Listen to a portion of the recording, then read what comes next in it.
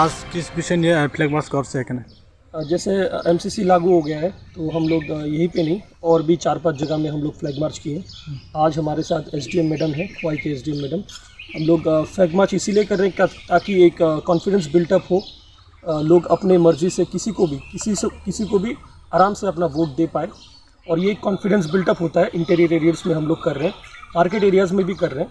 आज तुलाशीकर market area में हम लोग किए, आगे भी हम लोग करते रहेंगे। एसडीएम मैडम हमारे साथ हैं, वो आगे भी हमारे साथ फ्लैग मार्च में रहेंगे ताकि एक कॉन्फिडेंस बिल्टअप हो, एक अच्छा सा फ्री एंड फेयर इलेक्शन के माहौल तैयार करने में। मैडम आज किस विषय নিয়ে ফ্ল্যাগ মার্চ করছে?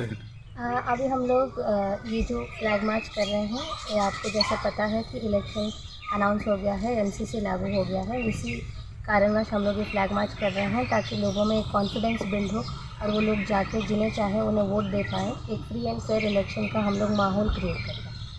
अभी जो फ्लैग मार्च कर रहे थे वो किस जगह पर हुआ है?